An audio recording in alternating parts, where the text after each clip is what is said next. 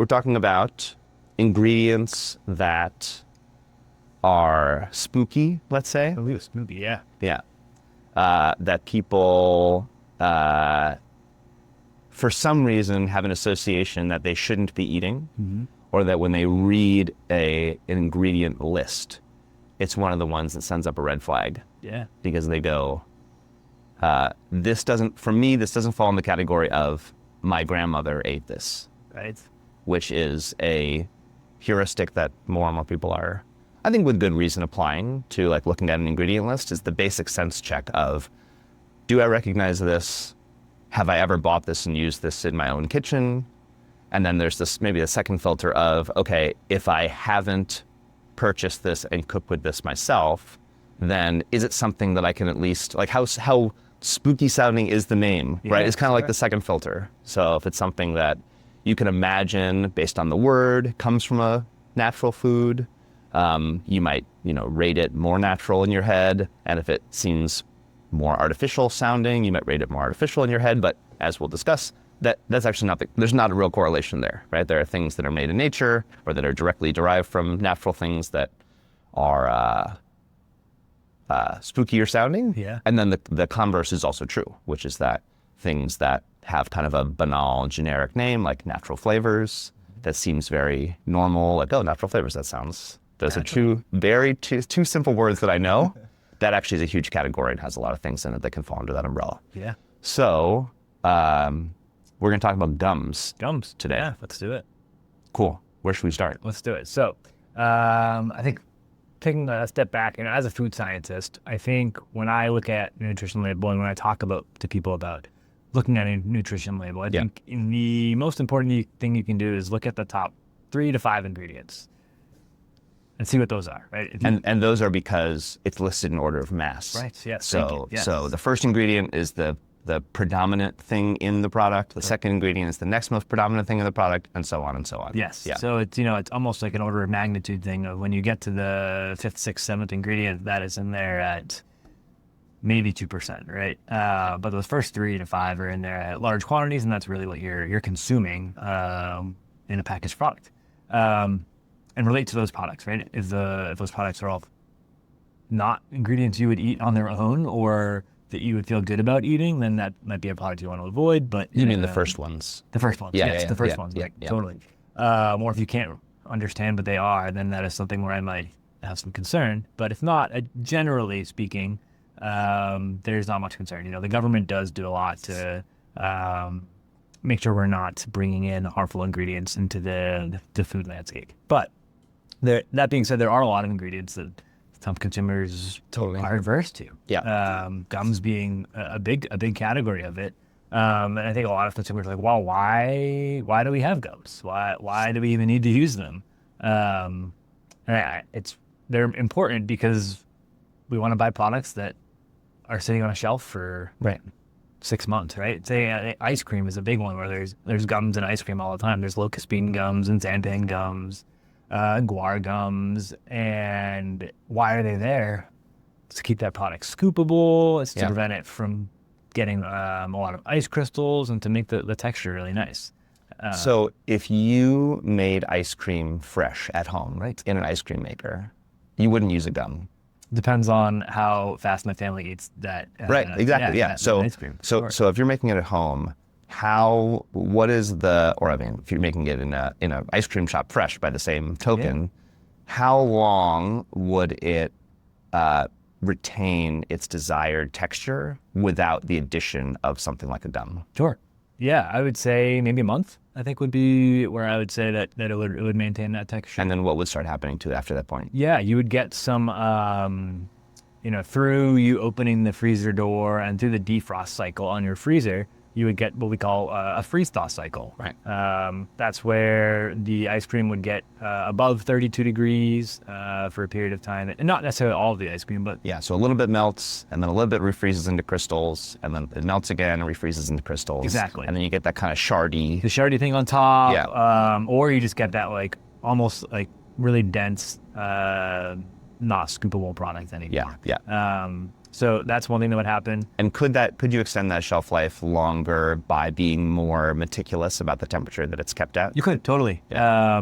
But that, I Hard know to do in the real world. Not everybody has a $15,000 freezer. Yeah. So that's the takeaway. Yes. Go buy the most expensive equipment you can buy, and don't put the gums in. Yeah, don't put then you don't have to. Yeah. Or you can put a little bit of gum. And when we're talking about a little bit, it really is, most of these gums are used at under 0.5%. Some of them maybe up to 1%, but it's really tiny amounts. And a lot of them are naturally occurring. They're like, I think a gum that everybody's familiar with, especially if you ever made jam at home or done any canning, pectin. It's a gum that's derived from fruits. And that's to say that there are a lot of other gums, locust bean gum and agar and carrageenan and guar and xanthan, that are all naturally occurring. Some of them occur in seaweeds, or some of them occur through a fermentation process. But these are practices that we as humans have been using for millennia to consume these kinds of products. So you mentioned a few of the processing steps that you could get to in order to get to the final gum product that gets added. What does it actually entail? I think, for me, the word gum, not having ever seen like a xanthan gum in its pure form, the closest thing I can imagine is almost like a tree sap or like a similar naturally occurring sticky-ish kind of thing. That's probably not actually what it is. So maybe you can help understand like what is the gum, which ones require more processing to get to the stage that they're culinarily usable or commercially usable, and which ones are basically ready to go right off the plant or right off the leaf or right off the tree. Sure. Yeah. I think, let's say xanthan. I think that's probably the one that's the most common. Maybe carrageenan's number 2. So xanthan, it's gum made through fermentation. There's a bacteria, it consumes sugar, and it converts that sugar into xanthan gum. Yeah. That's no different than training a yeast to convert sugar into alcohol, right? Or it's in baking, right? Too, they're converting sugar into alcohol as well as carbon dioxide to leaven the bread. To leaven the bread, yeah. Totally. So this process is natural, and there is no, it's a fermentation process. It's very simple. Yeah. And something that humans have been doing for a long time. And in the case of xanthan, is it basically identified by the bacteria or by the input, the sugar itself? The bacteria. I wish I could recall the exact name. Yeah. It's xanthan something along the line. Got it. Something. And so they consume a relatively straightforward carbohydrate, and they produce this gum as an output. Exactly. Yeah. Very simple, standardized carbohydrate, and it goes through. Yeah. Interesting. Yeah. And then what, without going into too much of the chemistry, what is common among all the gums? What's sort of what's the defining feature? Yeah, the gum, right? The defining feature of the gum is that they, due to their chemistry, their usage rates are incredibly low. They have a lot of high water holding capacity or functionality, as compared to something like a starch that might perform similarly, but is not quite as complex as a gum. Cool. If we talk about other gums, maybe carrageenan, I think you find carrageenan in the fun fact, the biggest market for carrageenan is chocolate milk. Yeah. It helps suspend the cocoa solids in chocolate milk. There has been a little bit of a war on that in the past few years, but really it's just an extract from seaweed, You process seaweed and extract that carrageenan from it. So we talked a little about ice cream. What happens if you don't have a gum? In the case of let's take a chocolate milk, for example. If you don't have carrageenan, there are some products. I think peanut butter is a good example. Sure. It may not be a gum product, but similar. We're talking about things that do the emulsifying, things that keep things suspended with each other. You look at the peanut butter aisle, and generally, if you have the more large-scale commercial peanut butters, you open it and it's already perfectly smooth. The concentration is the same from top to bottom. Totally. And the natural peanut butters market themselves as saying peanut butter naturally separates. It separates into the oil on top and the solids on bottom. You know that, we know that. We're not adding anything to it. All that's in this is peanuts and salt. So when you get it, you have to stir it. Totally. When you get it home. So what is the is it basically a consumer mindset thing that companies that produce chocolate milk are thinking someone might either be unnerved or not want to do the shaking themselves, or is it a case where it actually wouldn't perform? So even if it separated, if you shook it up, you actually wouldn't redistribute the cocoa throughout the milk, and you'd end up with these big cocoa blobs and milk blobs, and you wouldn't actually enjoy the thing that you were drinking. Yeah, I think it could be both, right? And you can definitely make a product without it. The cocoa would settle to the bottom, and then it would be like a Italian salad dressing where you'd have to shake it. That product would be slightly powdery because it wouldn't be as well incorporated. Even if you shook it. Because of the way that the manufacturing process works, there's a lot more force in that product. And the products sell better when they look better. Right. And I think that's true even if it's in like a closed, like a chocolate milk might be in a closed container, like an opaque container, and it would sell better if it just like you put the straw right in. Totally. I would almost say it would be worse to have a product in an opaque container separate than in a clear container, because if somebody opens it and pulls it out, it's like a shock. Right. Exactly. Yeah. At least you can see you have to shake it in a clear container. Totally. Yeah. And I think we're going to see a lot of these things change in the next 10 years with the way our food system is moving, right? You're seeing a lot of companies removing dyes altogether and seeing if they even need to have dyes. I know that Doritos and Cheetos just launched dye-free products, and they just look naked and kind of like, like when you see the picture of a naked mole rat, like, oh, it's a little... Yeah, the Doritos without their makeup on. Yeah, totally. Yeah. They claim they taste the same. Right? And we'll see if consumers relate to that and buy that product. That's great. That's like one ingredient that is not necessary. That maybe we can avoid. Right. So in all these cases, what the gum is doing is basically ensuring that for the time that the product needs to wait from production to when it's consumed, it can maintain the quality and really not, it's not a food safety question. It's a food performance question. 100% Does it have the texture that you're looking for? Does it have the taste that you're looking for? Does it have the homogeneity that you're looking for? All that stuff. Yes. Yeah. And the reason is because of that shelf life that the original product did not necessarily have, like chocolate milk, right? Yeah. You can make it at home. You have a chocolate powder, whisk, and you're pretty good, right? Yeah. So is it fair to say that the introduction of gums basically came along with the industrialization of food, or were there pre-industrial applications for these kinds of additives? There are pre-industrial, a few, right? We think about mastic is a gum that's consumed in Eastern Europe and Western Asia. Just chewed or added to food? They'll find it's a sap. I think they dry it out a little bit into a crystal and then chew it. But it is also used as a gum in food to provide textures and stability. But people have been consuming products like this for a long time. Yeah.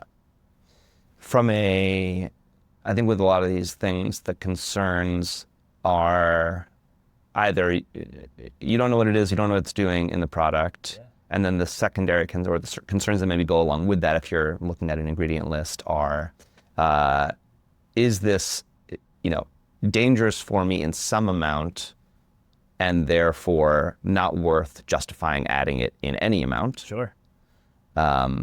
Or is this not necessarily dangerous, but for some people, and certainly this is true in the world of artificial sweeteners, can produce bloating. You can have intolerance to certain kinds of things, or they're designed in such a way, in the artificial sweetener world, there are artificial sweeteners that are designed not to, have an insulin response, and that's because your body basically isn't digesting it at all, or only digests a tiny fraction of it, and that's by design. That's because you're not looking to have the sugar response in the system, but that can have other kinds of digestive effects. Totally. So in the world of gums, as far as to address those 2 points of like any kind of toxicity, although it's a scary word, but like toxicity, and then indigestibility or like digestion concerns, are there any kind of things in that world that would be true at a larger dose? Sure. Yeah, I think at a larger dose for sure. Yeah. But as we mentioned, the dosage is so small, and I think if we use some of these artificial sweeteners and fibers we've been discussing, do like inulins Yeah. or erythritols or other fibers out there, they're sometimes used at like upwards of 30-40% of a product. And Compared to the like 0.5% is what we said in the gum. on the gums, totally. Yeah. And when you actually look, when you look at the general classification of a lot of these gums, they are fibers, just like the ingredients we were talking about prior. But the usage rates are so low that you don't notice any ill effects. Yes, if you ate a product that was 40% xanthan gum, you would probably have some GI issues, just like if if you're eating a ton of fiber, Right. in a product. But then if you go and swallow a whole container of Orbit's gum, you're also not going to feel great. Exactly. Yeah. For sure. Yeah. So in terms of, I think it's important to frame, there are tons of things that are good for you in moderation and problematic if you ate only that or ate that in a large amount. Totally. So in terms of relative concern, how, in your mind, from a overall health perspective, do not gums by themselves, but the presence of gums in an ingredient list or on a nutrition panel, how concerned should someone be about that as compared to some of the other big scary categories, such as artificial sweeteners, such as other kinds of highly processed ingredients like added fibers, added protein powders, concentrates, isolates, these kinds of things. Yeah, totally. That's a great question. I think that when you're looking at gums, I'm not concerned about eating them. I'm going back to my original point of those top 5 ingredients on the ingredient label. That's where you should really be looking. And maybe using a product like, say you bought a refrigerated smoothie. It's like pre-made and it had some gum in it just to keep those fruit solids suspended. And you're like, I don't know, should I eat this or should I eat this fried breakfast taquito that doesn't have any gums in it, right? I just watched it get fresh fried. Yeah, fresh fried, totally. It's fresh, it's whole. Yeah, they just made it. They just put it all together and deep fried it. Exactly. Yeah. I think it's pretty clear one of those is better for you than the other, and it's probably the smoothie.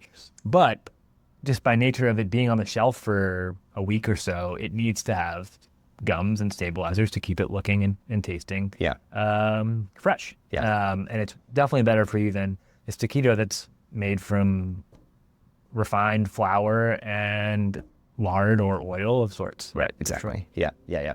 And this brings up an interesting point too, I think, that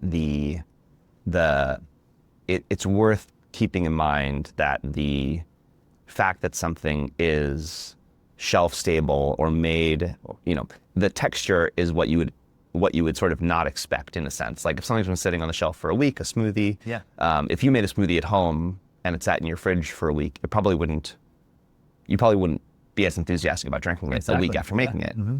And if the gum, on some level, the gum is concealing a drop-off in actual nutrient quality. Yeah. Right? If you make a smoothie and drink it a week later, there's going to be less total available nutrient, even if the texture is what you expected or what you enjoy, than if you had consumed it fresh. 100%. And so even if the gum is not dangerous, on some level, the addition of it is actually masking an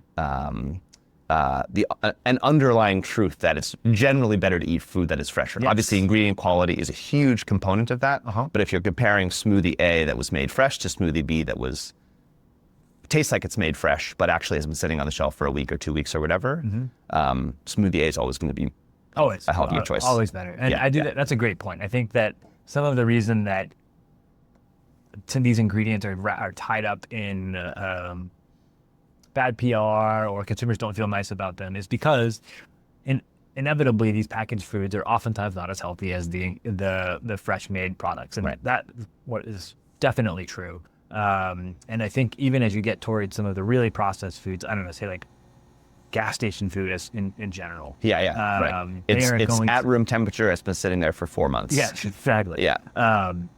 they have a lot of these products in them, these gums and stuff. Yeah. But it's not necessarily the gums that are, or rather, it is not the gum that is making that product non-nutritive or bad for you. Yeah. Right? It's the high fat, high sodium, refined carbohydrates profile of that product. Right, that it's making it bad. right, Yeah. right. But you go to like high-end dining all the time, they're using gums. Every sauce you get at like Right. a 1, 2, 3 Michelin star restaurant is generally going to have, not everyone, a lot of them will have some sort of gum to help with the texture and a lot of the appearance of those dishes.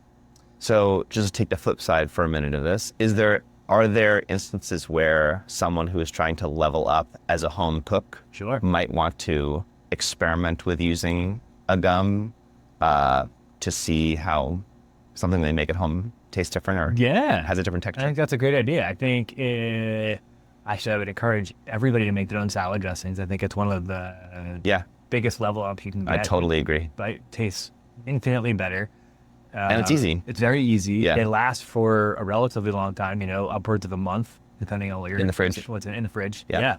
And if you add a little xanthan gum, you're going to get a nice emulsification. And if you just give it a quick shake, you'll get that product emulsified every day for an hour. It will stay emulsified for like an hour or so. Yeah. As you're using it on the table, and your dressing is going to be healthier. You're going to get to use the oil that you want. Yeah. And you're going to get to use a lot more whole ingredients in that dressing.